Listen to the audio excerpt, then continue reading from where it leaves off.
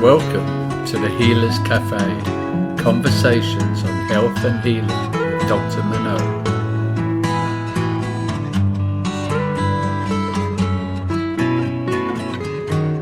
So welcome to the Healers Café, and today I have NaRon Tillman with me, and let me tell you a little bit about him. So he's the Director of Urban Yogis, Director of Inner Knowledge.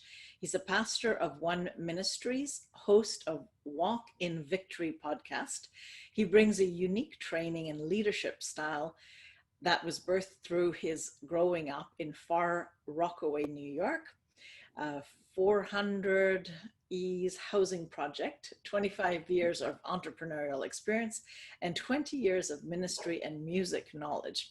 His leadership style allows him to train other leaders in best mindfulness practice to develop an entrepreneurial mindset and spiritual maturity. And NaRon has collaborated with organizations such as New York, let me see if I'm saying this right, Knicks or Nikes? Is that? Knicks, yeah. Knicks, okay. KC Chiefs, Chicago Bulls Foundation, NFL Play 360, Hilton Foundation. Anyway, it goes on and on and on. So that all will be written underneath our podcast. So, but feel free to share whatever else. But welcome, and I really look forward to our conversation. Me too. Thank you for having me. So, well, let me start with this. What brought you on this path? Being broken. Growing up I grew up in the crack era and what they call the housing projects here in New York City, in the inner city, and just watching all of the negativity around me and all of the things that happened during that time. It was normal to me, and I thought that was normal. I thought that was living life, and then I got older and I realized that I was broken, and there was a lot of bitterness, there was a lot of anger, a lot of just distortion, violence, and all of these things bottled into the mind. And I realized that I needed to be healed. Mm-hmm. And it's interesting because many healers are wounded, which is what that whole transformation is. What shifts them and gets them out of it, and also develops compassion in a deep way, self-compassion, but also compassion for others. Yes. Yeah. Yes. Yeah. So, well, go ahead. Tell us a bit more. How does one just wake up and realize that we're broken? For me, the journey, the journey was coupled with depression and just taking a deep examination of why I existed. Like, well, why am I here? Like, what is my purpose? And then I remember just waking up one day and just being down. And I said, I have to do something different than partying and going out, because that was just keeping me in that same rat race, the same environment. Mm-hmm. And I started my spiritual path. I went back to church and started dedicating myself to that. And that was the beginning of finding myself. Even though I wasn't still mature in the process of healing, I was more afraid of staying wounded than I was of identifying the fact that healing was taking place. And like that, there's a huge difference. And the revelation of healing and just doing our religious routines out of fear is it kind of brings me back into bondage. So it was the beginning path was really, really eye-opening and life-changing. And had you always had available to you or encouragement to to look at spirituality as a place for support or community, or was that your own decision? Yeah, no, I grew up in the church. My grandmother used to bring me to prayer. My friends was out playing basketball, and she would drag me to prayer 3 days a week. But we grew up Pentecostal, but my friends in the Pentecostal church that I grew up in, their parents were really, really strict. But my mom allowed us to live a little bit, so I didn't have you can't listen to music, you can't go to the movies upbringing, but I did have you have to sing in the choir, you have to spend time at the church, you have to be here Sunday, you have to do this. So that was in Sunday school. So that foundation was what led me back to church. Mm-hmm. When my grandmother passed away, I remember saying to myself, I'm never going to church again. I never want to be around a religious setting anymore. And but that was all part of the process of healing. Mm-hmm. Oh, interesting. Yeah, it's often what we resist. Yes, yeah. The healing balm is in the thing that we neglect most, right? True. Often that's true. So then, go on with your story, because I want to really find out what happened. Yeah. So then I started on the path of entrepreneurship, and by the time I was 24, I became a minister.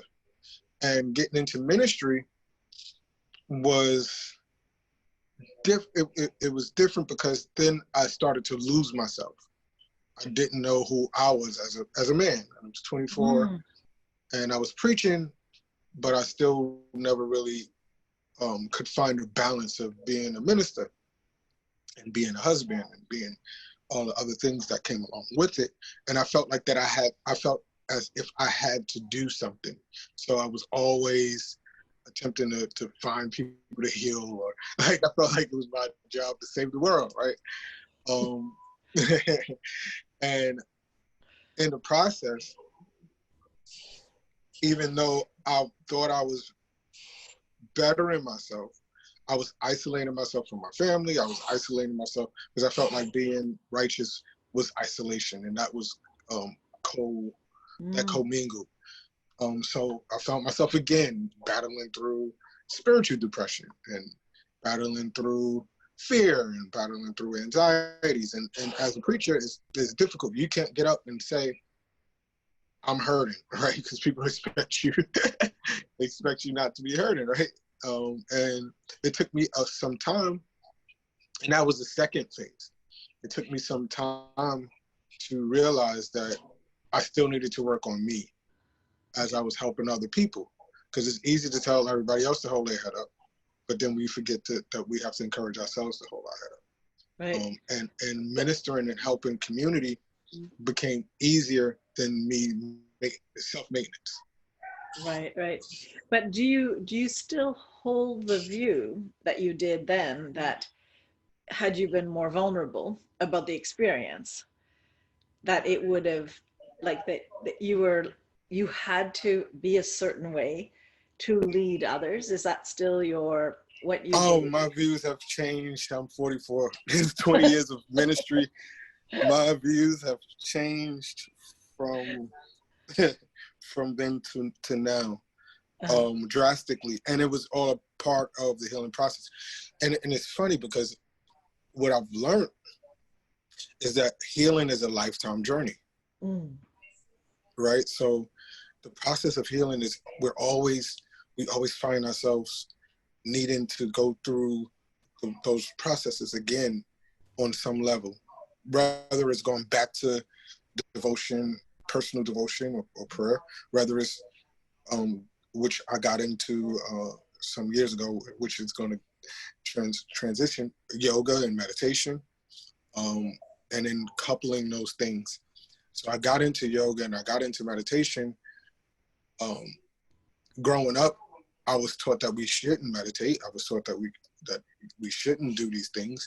But I had a back problem, and I walked into this thing, and I was running, and I ran too long, and my back gave out on me, and I walked in, and the man said, "You had a car accident?" I said, "No, I was running, but I need to learn how to stretch." And I went in with back problems, but I really didn't understand the power that yoga brings in as a healing tool.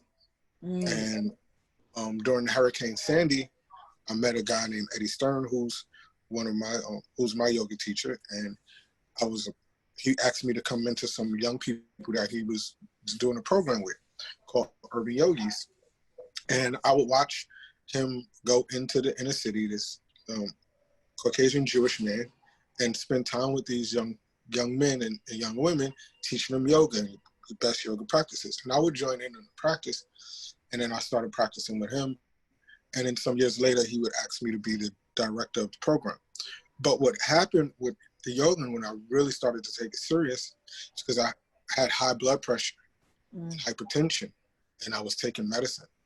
And I'm like, why am I taking these pills when I have a tool that can help, not necessarily reverse, but it can help me through the process of healing, to breathe in with our meditation techniques and the yoga. So I started doing yoga 4 times a week on top of my other personal spiritual practices. And I had breakthrough. I was battling some personal issues, and just getting to the mat really, really helped me to get through those seasons, those tough times in my life. So I had to learn how to then couple ministry, yoga, meditation, and all of the tools that I had, because I felt like I was split. I had my church life, and then I had my yoga life, and I started One Ministries because I wanted to be able to combine and blend the two.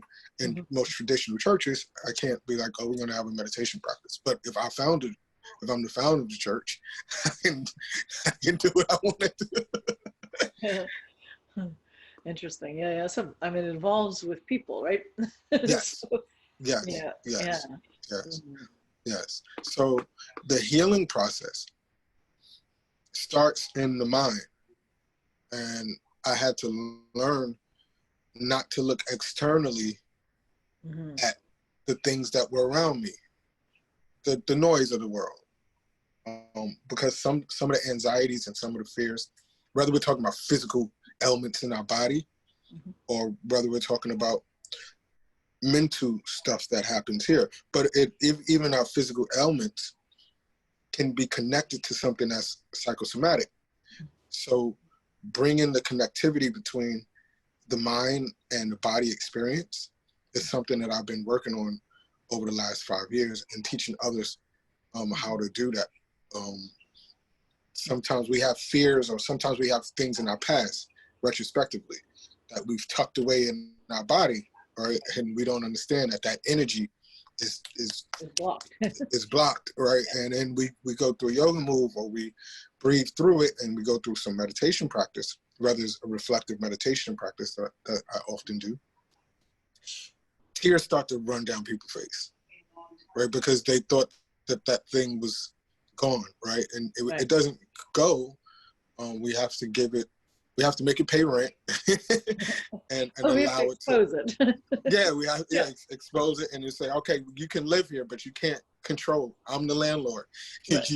You're a tenant, and this is your space, right? And that's the process of mental healing. But then we have people that I deal with that are physical, that have physical ailments, and they lose range of motion. And how do we get that? How do we help them through the process of finding range? People can't touch their toes. People can't lift their arm above their head. People can't expand their arms out to the side. But being patient and telling them it's okay if you just move your arm a little bit. But if you keep moving your arm a little bit, what happens is that range of motion comes back. It's kind of like an inner tube in a bike.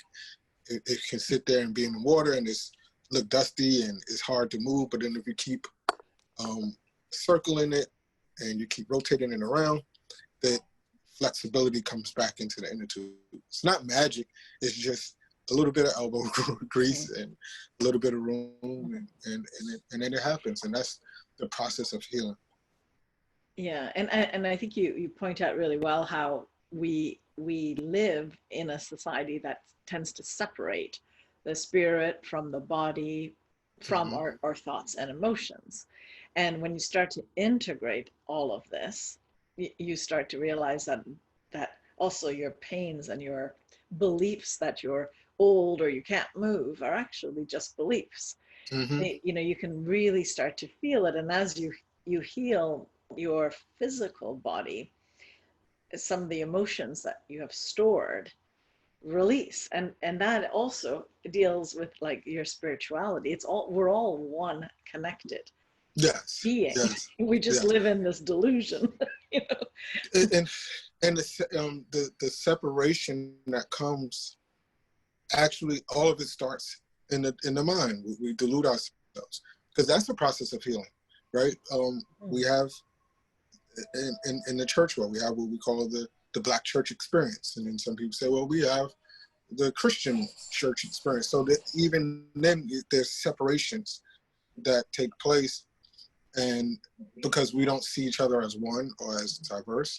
And I think that me being, what has helped my faith is being in eclectic situations. I may not necessarily believe what the Buddhists believe, but their sense of community. I may not necessarily believe what some of my Native American brothers and sisters believe, but I listen to them and I'm like, oh, okay, this explains this.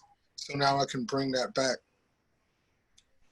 to our traditions, which have been lost because of our culture.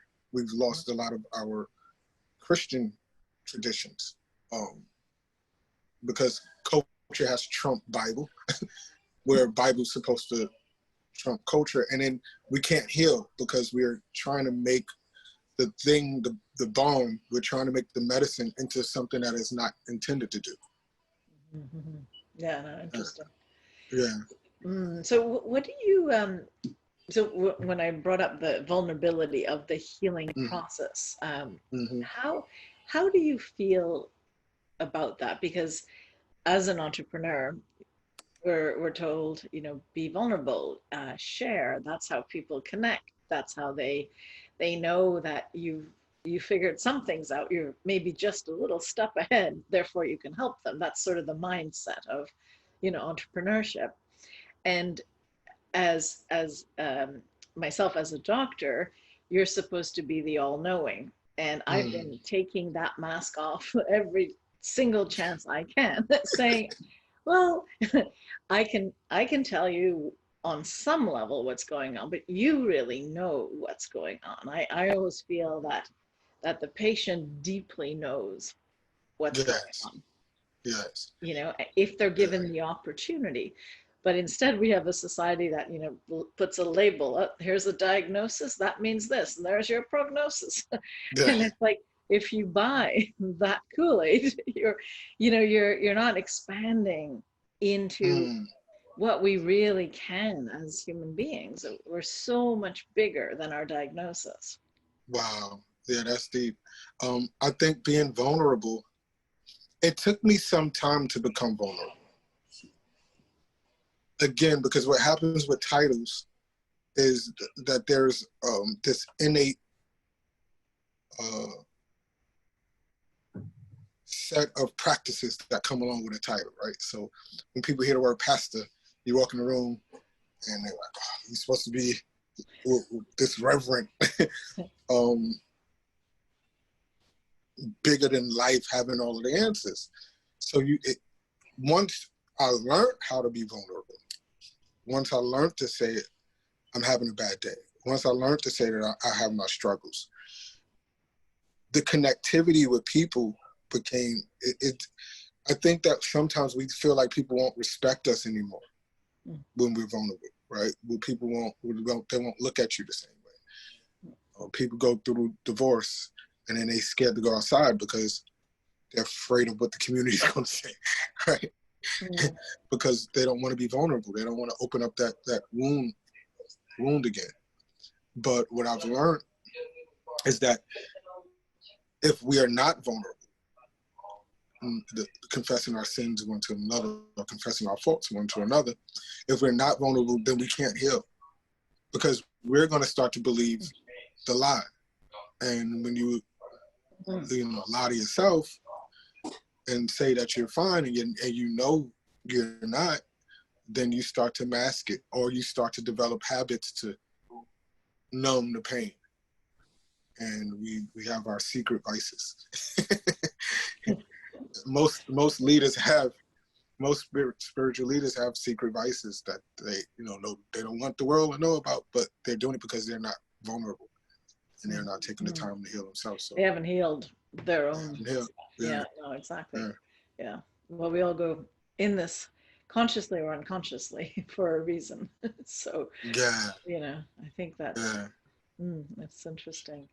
So what do you think about the subconscious, the pulling of the subconscious? Like, hi, it's Dr. Manon, and I just want to take a moment, commercial break, to ask you to subscribe to my podcast and kindly leave a comment if you're enjoying this.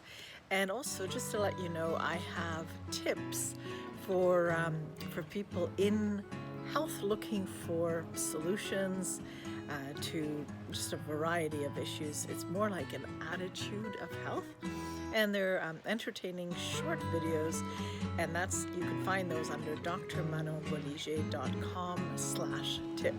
The link is here, and I look forward to hearing from you. I don't believe in chance, but I believe in destiny, right? How the pulling of the subconscious into a healing platform where people can say, oh man, I just so happened I was walking out of the door and I met the doctor, and they probably feel like, wow, there's something happening, but subconsciously we're drawn to people that are like-minded. How do you feel about that in the process of healing? Well, I mean, on the level of so-called chances, I believe very much what you're saying is that I think we create our reality, and therefore we also notice what we're ready to see as well, because even our perception, even visually, we don't perceive more than I think it's 3% of what's actually in front of our eyes. Wow. So if you think about it, if everything is limited to that small percentage, that is our reality. As we start shifting and doing inner work, or being more connected, or coming from more love, or we're starting to see the world differently. So we start to, in that sense, I believe, attract different things just because we can't help it.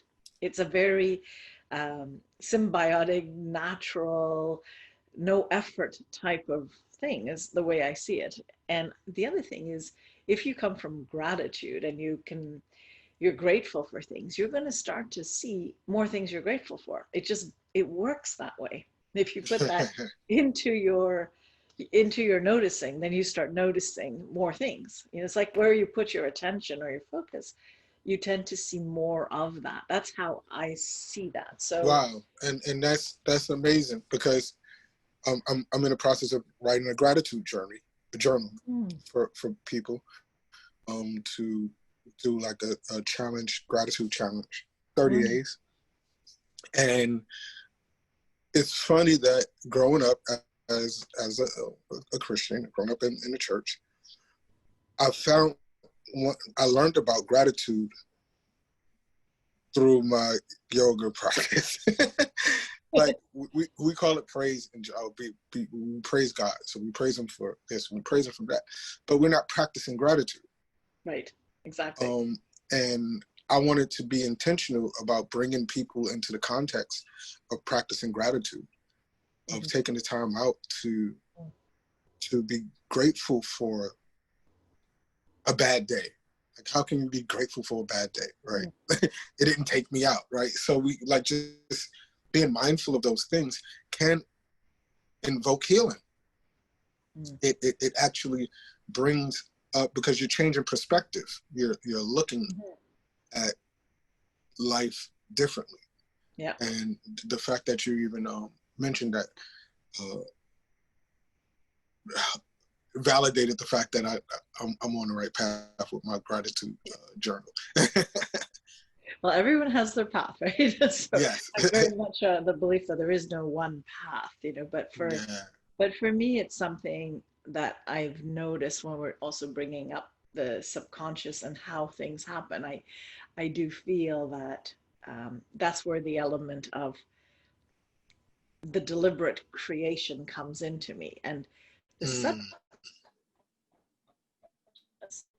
is, it can be, deal with trauma a lot, can be where we store the things we have not processed either, or early childhood stuff that stays sort of locked in our cells, right? So and they come up in healing. So when I find in the work I do, and I do a body work, these emotions or these pains associated with emotions that they may not even be conscious of, which means they're in the subconscious, come up. Or an incident in life allows that to come back up. And that's how incredibly beautifully made we actually are. You know, that we can't, when we can't deal with things, we don't.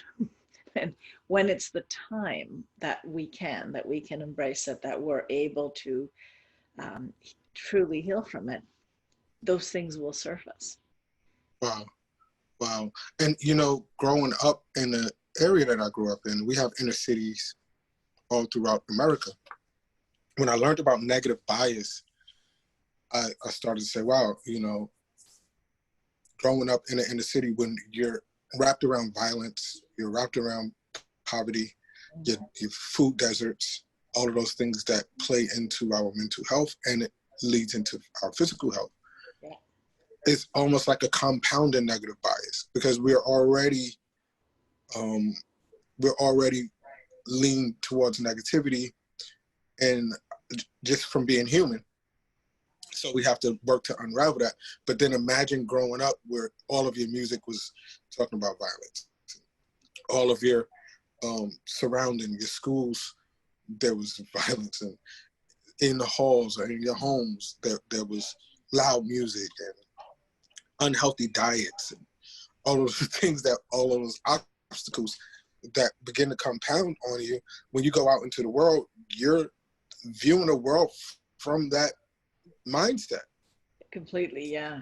And it's so hard to peel back all of those layers. And as you start to peel back those layers, you start to really realize that, wow, I was really messed up. Yeah, no, and I you know, I totally see that the environment, I mean, the positive piece is if you can shift yourself through the environment, then you can go and shift the environment. But if you're brought up with one version of what life is, and everything is, you know, what do you call it? Reinforcing one world view and this reality. It's not just a point of view; it's a reality. Then you're going to live in that, you know, until you see that it can change. You know, and I've seen, I don't watch a lot of television because I don't actually have a television. I only Wow.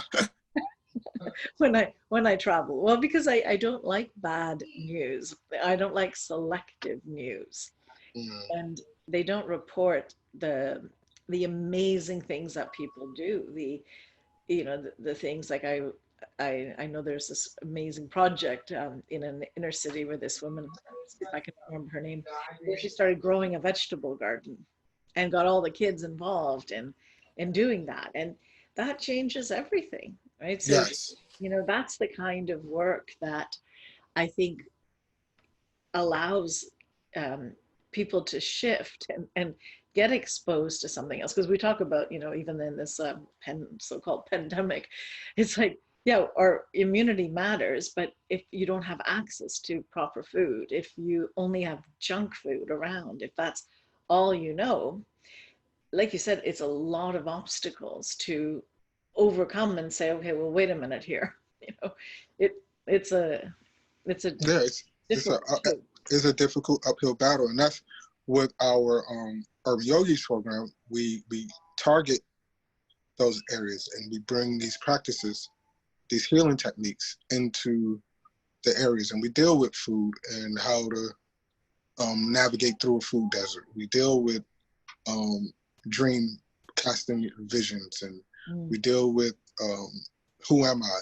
What is your mindset? And we deal with all of those things. Yeah, and in the knowledge, we deal with the opioid addictions that were going on and suicides that were happening in Kansas City. And these are youth and young adults who may be living in a high middle class neighborhood, but their parents are always at work and they're gone and they feel neglected and they have all these other issues. That the great thing about yoga, the great thing about meditation, the great thing about prayer is that it can work in the inner city and it can work in a high middle class neighborhood. It can work with seniors and it can work with youth and young adults. It's just getting people to practice. Getting people to practice and then see the value. Once we get them on the mat, once I get a person, whether it's in a one-on-one experience or small group experience or large group experience, once we get them to feel the transformation that happens from one practice in their body, the spine feels longer, they feel excited, they're happy with some breathing exercises. Sometimes they're tired, sometimes they just need to yawn, sometimes they need to sit silent. But getting people on and exposing them to these practices is something that I feel is a blessing that God has placed me here to be able to help people, regardless of where their lot is in life. Yeah. Well, it's such important work, because I do believe, like you say, that it's through experiencing it changes. Yeah. You can think all you want or believe whatever, but when you actually connect to your body and experience a shift, it really changes so much. And then it opens up the curiosity, right? Yeah, but the amazing part is, and maybe you can help me with this, you're the doctor, is that we know this, right? We know this, but then we struggle to get on the mat. We struggle to eat right. We struggle, like, the struggle is real sometimes. What do you think what do you think the biggest struggle for, like, those communities? Is it that there isn't the money to do this, or it's not available to have the right foods? I mean, I was seeing some documentaries and it's like you have to take a bus to get to some green vegetables. Yeah. I mean, that's a massive challenge, right? Yeah, so what happens is you can't bring into a marketplace what's not in demand. Most of the time in these communities, the reason why they fast food industry, Chinese food, McDonald's and stuff can survive is because it's the quick fix. You're hungry, order some Chinese food. So opening a vegetable store, yeah, you might have one or two customers, but are you going to make enough to really keep the lights on? Because we're not being taught the proper value of eating properly. So mindset has to be broken. Yeah. And traditionally, if I was brought up on this type of food, my kids, we're talking about generations of people that say, like having hypertension or high blood pressure. Oh, my grandma, like it's like something that's passed down, but it doesn't have to be. Right. It doesn't have to be. So it's just the mindset. You watch your grandmother take 20 pills a day. So now you go like, oh, it's okay. Grandma lived to 70 and she was taking 20 pills a day. And now I'm taking 20 pills. So, but the sickness is starting to happen at such an earlier age now. Yeah. The obesity, the diabetes, and all of those things that come along with these processed food diets. And we start to now see younger people having ailments that we're used to our grandparents having, right? So now it becomes a pandemic or epidemic within the community. But then what changes? Mm-hmm. Well, I do think it is the process of awakening to this. Mm-hmm. Is realizing that, and the thing again, if you look, society is structured, and it's very different. I'm in Canada.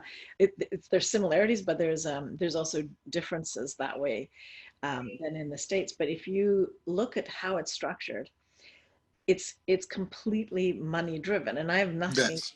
I don't have a problem with money per se, but it's not.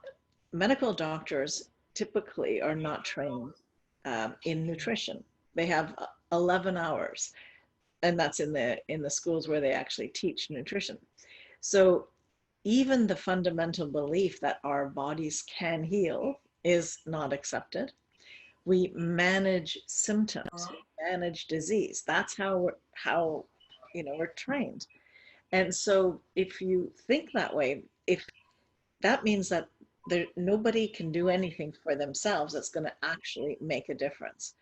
Right? Just wait till you get sick, then you see a doctor and you manage your symptoms. And that's basically the party line, so to speak, right?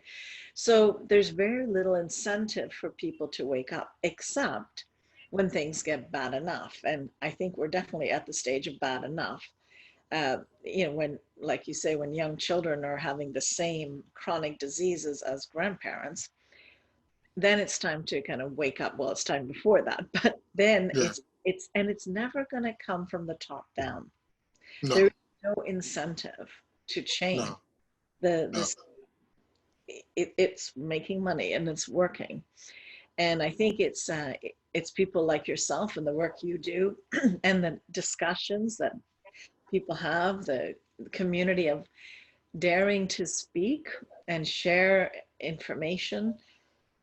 I think those things are, what will make a difference.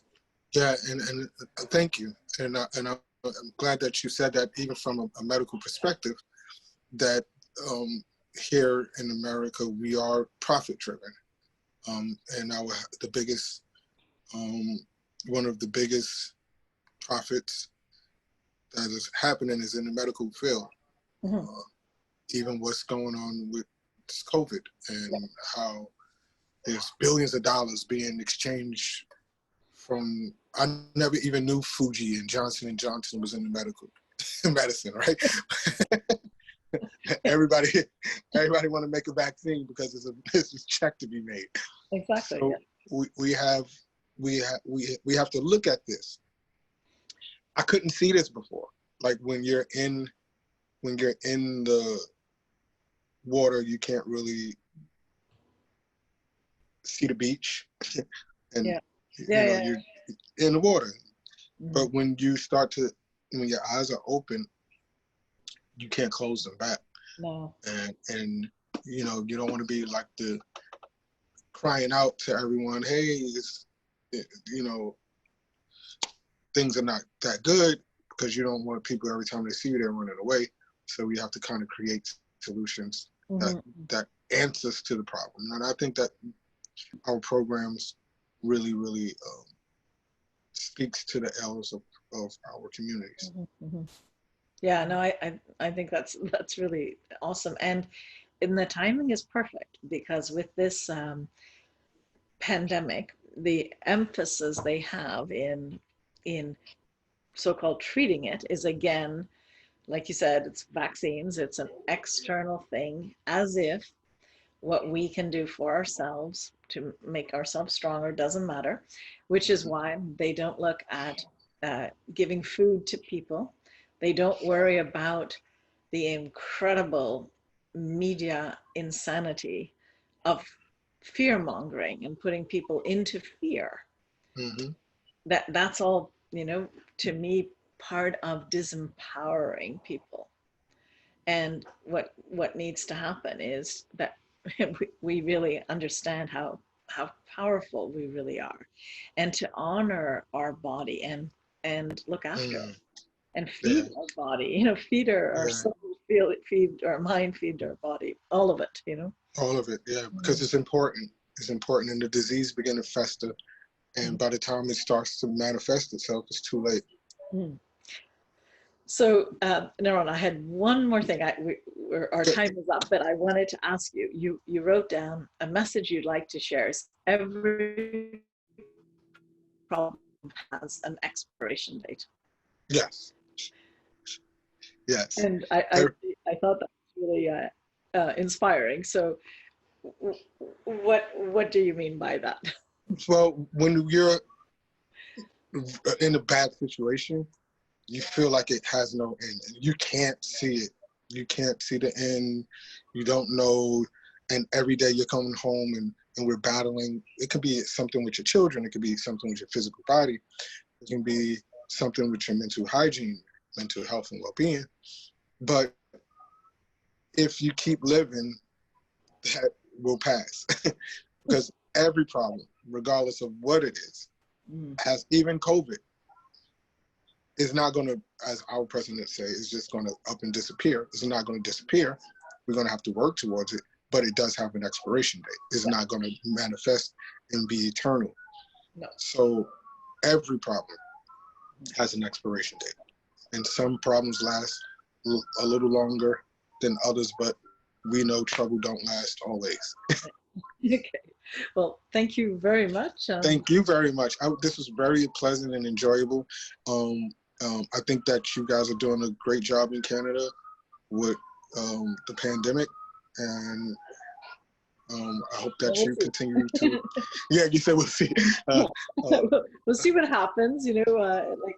I really think it's important to look at what's happening in other countries and actually go to the sources, because I have never seen so much misinformation in my life.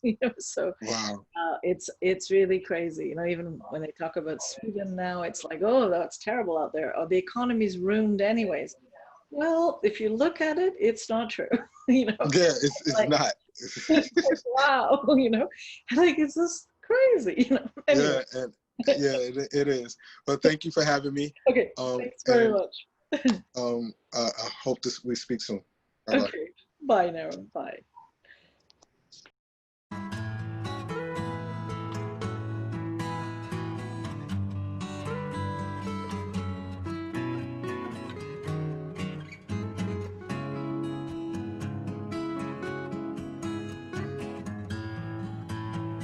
Thank you for joining us at the Healers Café with Dr. Manon. For more information, go to drmanonbolliger.com.